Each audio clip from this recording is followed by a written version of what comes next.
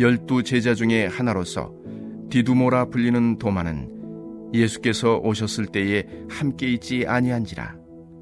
다른 제자들이 그에게 이르되 우리가 주를 보았노라 하니 도마가 이르되 내가 그의 손에 못자국을 보며 내 손가락을 그 못자국에 넣으며 내 손을 그 옆구리에 넣어보지 않고는 믿지 아니하겠노라 하니라. 여드레를 지나서 제자들이 다시 집안에 있을 때에 도마도 함께 있고 문들이 닫혔는데 예수께서 오사 가운데 서서 이르시되 너희에게 평강이 있을지어다 하시고 도마에게 이르시되 네 손가락을 이리 내밀어 내 손을 보고 네 손을 내밀어 내 옆구리에 넣어보라. 그리하여 믿음 없는 자가 되지 말고 믿는 자가 되라. 도마가 대답하여 이르되 나의 주님이시요 나의 하나님이시니이다. 예수께서 이르시되 너는 나를 본고로 믿느냐? 보지 못하고 믿는 자들은 복되도다 하시니라. 아멘.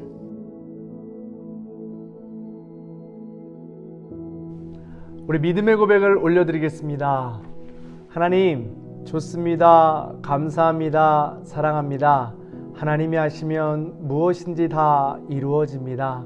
하나님, 좋습니다. 감사합니다. 사랑합니다. 하나님이 하시면 무엇인지 다 이루어집니다. 하나님, 좋습니다. 감사합니다. 사랑합니다. 하나님이 하시면 무엇인지 다 이루어집니다. 아멘. 하나님께 영광의 박수 올려드리겠습니다. 오늘은 부활절 셋째 주일입니다. 부활주일을 맞이하면서 부활하신 예수님이 만난 사람들에 대해서 나누고 있습니다. 부활주일에는 무덤으로 찾아왔던 여인들을 만났습니다. 무서움과 큰 기쁨으로 다단한 감정들을 가진 여인들에게 예수님은 밥은 먹고 다니니? 하고 마음을 만져주시면서 평안을 갖게 해주셨다고 했습니다. 지난주에는 엠마오로 향하는 두 제자를 만나셨습니다. 실패와 좌절감, 낙담 속에 있는 그들과 많은 대화를 나누셨습니다. 믿음의 선배들이 예언했던 그리스도에 대해서 충만하게 이야기를 나누고 날이 저물어서 빵을 떼는 식사의 자리에서 그제서야 예수님의 사랑으로 그들의 눈은 떠졌다고, 그래서 새로운 소망을 갖게 해주셨다고 했습니다. 오늘은 그 세 번째 시간, 또 다른 인물을 만날 시간입니다. 바로 도마입니다.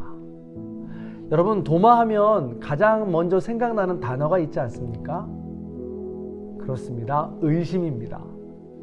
대개 의심은 좋은 감정이라고 생각하지 않습니다. 성경에 나오는 의심하는 인물들도 다 부정적입니다.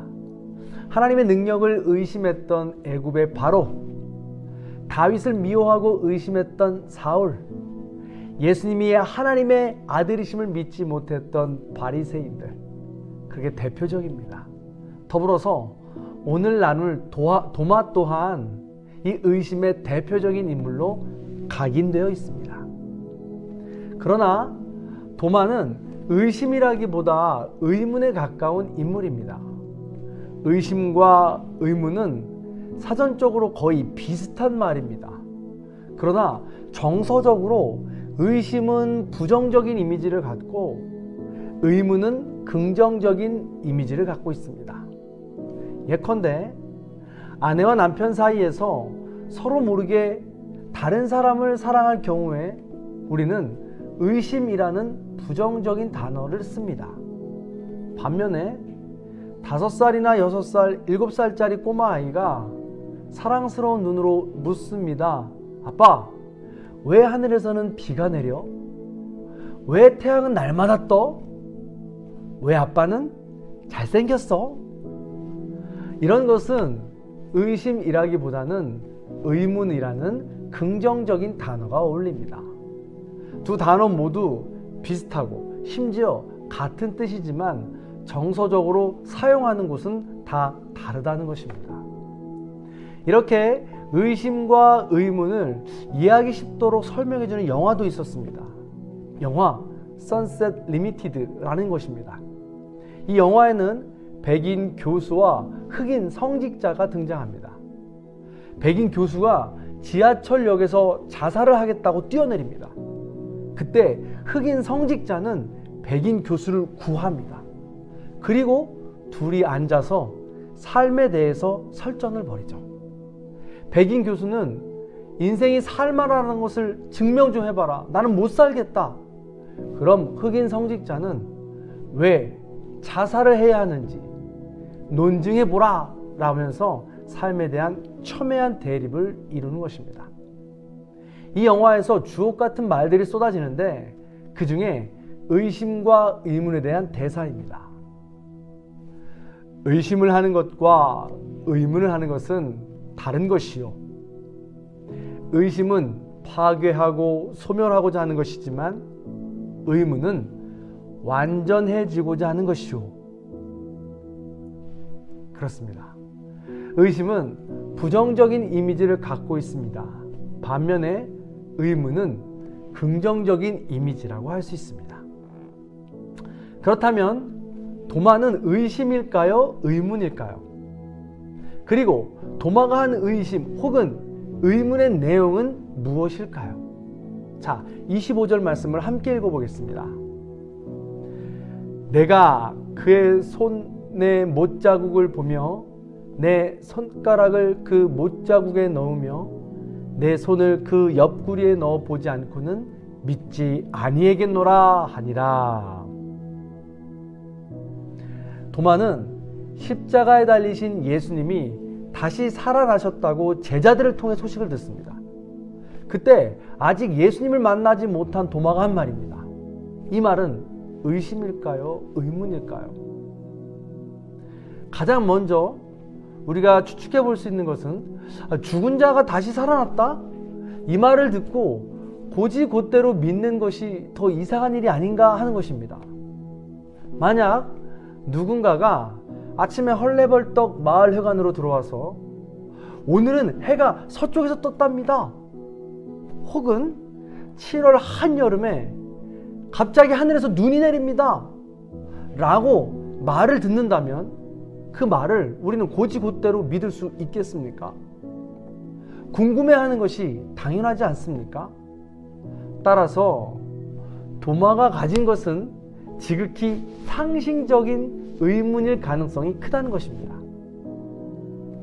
혹은 이 고백을 화가 잔뜩 담겨서 마치 예수님의 부활을 바라지 않는 사람처럼 신경질적인 질문이라고 생각할 수도 있습니다. 그래서 예수님을 향한 사랑이 없는 부정적인 사람이라고 생각할 수 있습니다. 그러나 도마는 단지 객관적이고 비판적인 성향이 강한 것이지 불평, 불만, 비난에 가까운 사람이 아니라는 것입니다. 어떻게 알 수 있냐면 다음과 같은 것인데요. 24절에 보면 그들과 함께 있지 아니한지라 라고 기록되어 있습니다. 대개 객관적이고 비판적인 성향이 강해서 정확성을 꼼꼼하게 따지고 추구하는 사람 주변에는 다른 사람이 거의 없습니다. 소수만이 있을 뿐이죠. 결정적인 순간에 늘 혼자 있습니다. 그래서 부활하신 예수님이 제자들에게 나타나셨을 때 도마는 그 자리에 없었습니다. 함께 있지 아니한지라 라고 기록되어 있습니다. 이 말은 헬라어의 시제로 보면 도마는 그때만 잠시 없었던 것이 아니라 제자들이 함께 있는 자리에 계속 없었음을 말해주고 있습니다.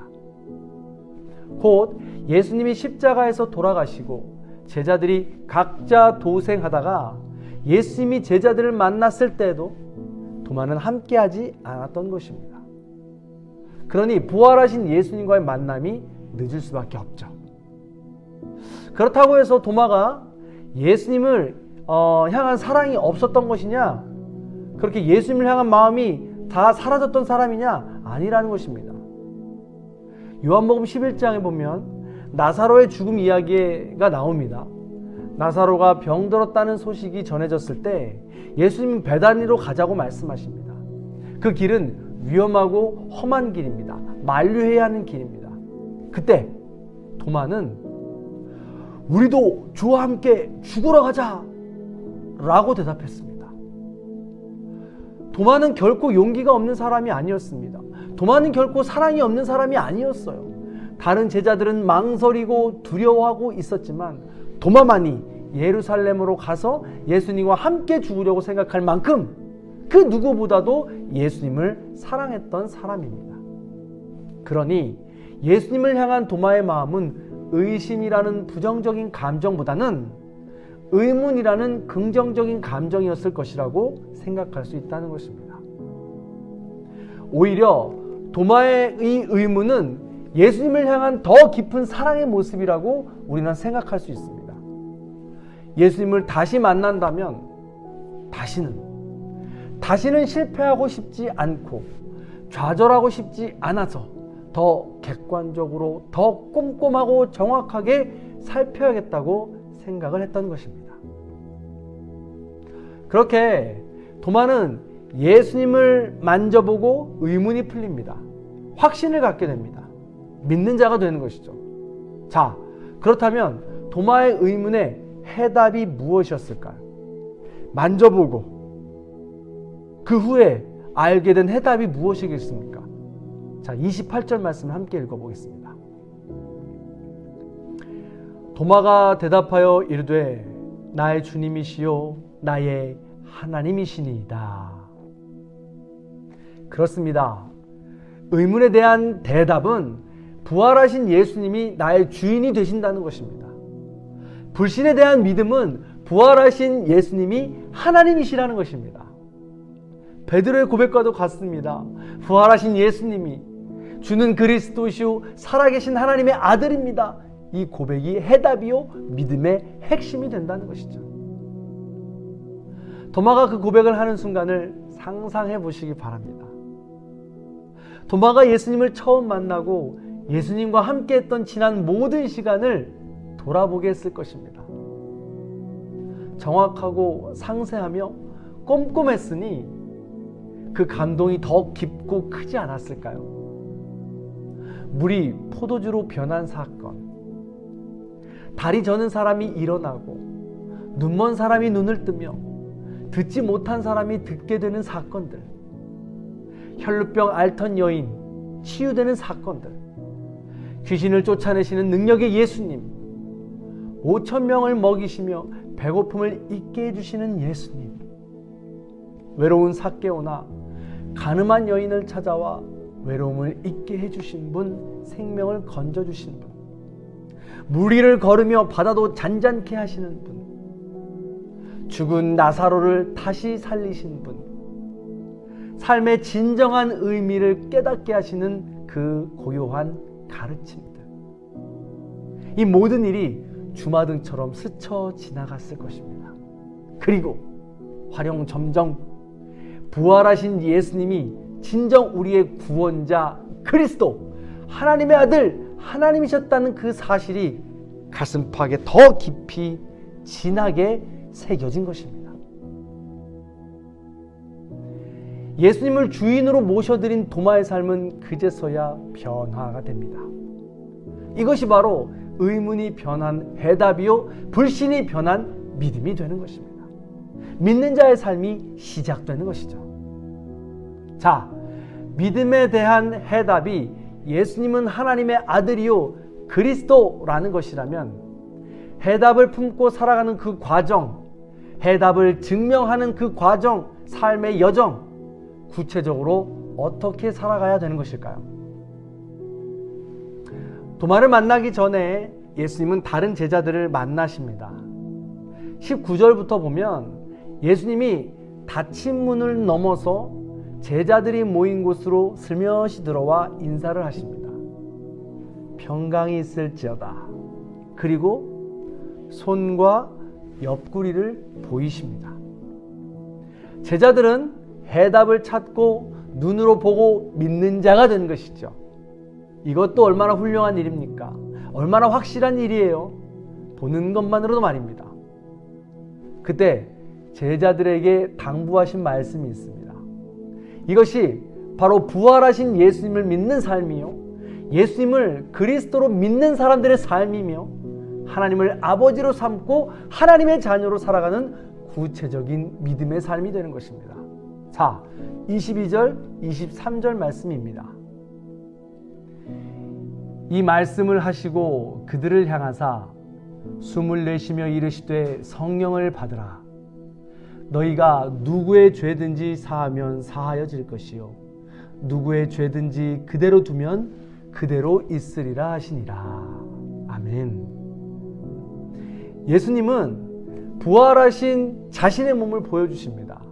하나님의 아들 그리스도이심을 증명하시고 말씀하십니다. 성령을 받으라.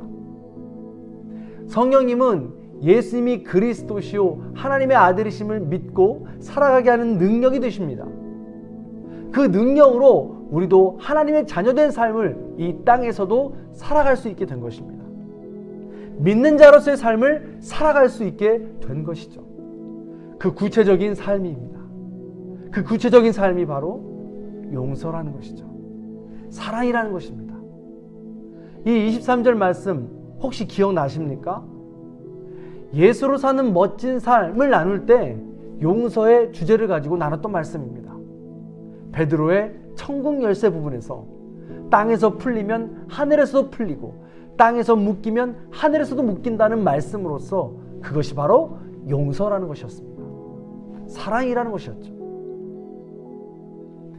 의문이 가득했던 도마는 부활하신 예수님을 만나고 예수님은 그리스도시요 살아계신 하나님의 아들이라는 믿음을 가지고 믿는 자가 되었습니다. 그의 삶은 성령님을 모셔드리고 용서와 사랑이 가득한 삶이 되었다는 것입니다. 도마 행전이라는 외경에 보면 도마의 마지막 이야기가 기록되어 있습니다. 예수님은 도마에게 인도로 선교를 갈 것을 요청합니다. 그러자 여전히 객관적인 도마는 여러 여건을 고려해서 정확하게 못 간다고 거절합니다. 그 성향이 어디 가겠습니까? 그런데 예수님도 단번에 강요하거나 억지로 보내지 아니하십니다. 그리고 여러 상황들을 만들으셔서 결국 도마를 다시금 설득하죠. 강요가 아닌 부드러운 설득에 도마는 몇 가지 살펴본 후에 확신을 갖게 되자 그때부터 두말하지 않고 순종합니다. 서기 1세기 당시에 향신료 이 무역을 위해서 남인도에 드나들면서 정착촌을 만들었던 유대 상인들이 있었습니다. 그들과 함께 인도 땅을 밟았습니다. 그리고 그곳에 가서 이제 복음을 전하기 시작하죠. 인도에서 생활하던 도마는 당시에 첸나이를 다스리던 군나포르라는 왕의 총애를 받게 되었다고 합니다. 그래서 도마는 왕의 새 궁전을 짓는 건설 책임자로 일을 했습니다. 그 가운데 예수님의 말씀대로 용서와 사랑의 삶을 살기 위해 노력합니다. 그 중에 하나가 나눔과 구제인데 공사의 경비 일부를 빈민 구제에 썼습니다. 아주 많이 노력했죠. 그런데 이를 눈치챈 왕은 서기 72년에 첸나이가 내려다 보이는 언덕으로 도마를 끌고 가서 참수형에 처하려고 합니다. 그때 도마는 극적으로 탈출하게 되죠. 그 후에 다른 지방으로 내려가서 7개의 교회를 세웠습니다. 그럼에도 불구하고 도마는 마지막에 결국 인도 원주민들에 의해서 창으로 몸이 관통되어 순교를 당하게 됩니다. 도마는 예수님을 그리스도로 삼고 살아계신 하나님을 믿는 믿음으로 믿는 자가 되어서 남은 여생을 그렇게 살아간 것입니다. 사랑하는 성도 여러분, 부활하신 예수님은 오늘도 우리에게 찾아오셔서 들려주시고 보여주시고 만져보게 하십니다. 그리고 우리는 고백합니다. 나의 주님, 나의 하나님이시여. 이 고백을 가진 믿는 자의 삶은 용서와 사랑의 삶을 살아나가게 되는 것입니다. 사랑하는 성도 여러분, 그렇습니다. 나의 주님, 나의 하나님이라는 이 고백을 하는 우리 그리스도인의 삶도 이렇게 사랑과 용서가 넘치는 삶이 되어야 할 것입니다. 부디 부활주의를 보내면서 특별히 코로나19라는 어려운 시간을 보내면서 그럼에도 불구하고 나의 주, 나의 하나님을 믿는 자로서 사랑과 용서가 넘치는 삶이 되시기를 주님의 이름으로 간절히 축원합니다. 이 마음을 담아서 우리 나 무엇과도 주님을 바꾸지 않으리라는 찬양을 함께 부르시면서 또 오늘 말씀을 기억하시면서 주님을 사랑한다라는 고백을 함께 나누기 원합니다.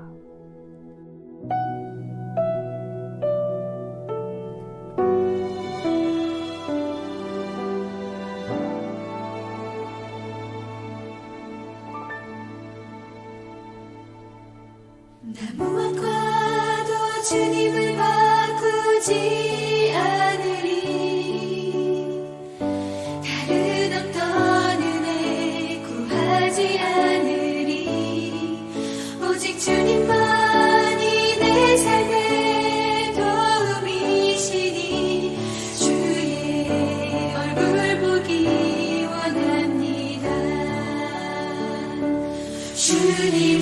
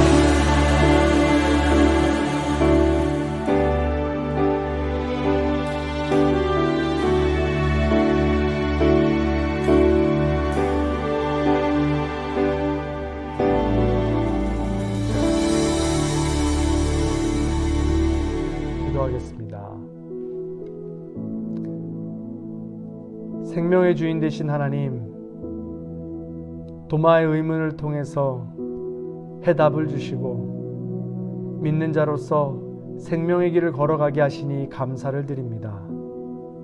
죽을 수밖에 없는 우리가 주님이 주신 생명으로 소망을 갖고 새 생명으로 일어나기 원합니다. 믿는 자로서 용서와 사랑이 우리의 삶에 넘치게 하여 주시고 우리 모든 성도님들이 믿는 자의 삶을 살아갈 수 있도록 도와주시옵소서. 비록 어렵고 힘든 삶이라 할지라도 날마다 주님이 주시는 놀라운 은혜와 은총, 성령님의 동행하심으로 가정에서, 이웃들에서, 교회에서, 나라와 민족으로 사랑과 용서가 넘치는 삶으로 살아갈 수 있도록 도와주시옵소서. 지금은 우리 주 예수 그리스도의 은혜와 하나님 아버지의 극진하신 사랑과 성령님의 감화, 감동, 교통하심의 역사가 주는 그리스도시요 살아계신 하나님의 아들이라는 고백을 가지고 용서와 사랑이 넘치는 삶을 결단하는 우리 모든 성도님들 머리 위에, 원근각체 터져 있는 우리 모든 자녀들의 삶 위에 이 나라 이 민족 전 세계 위에 이제로부터 영원토록 함께 하시기를 간절히 축원하옵나이다.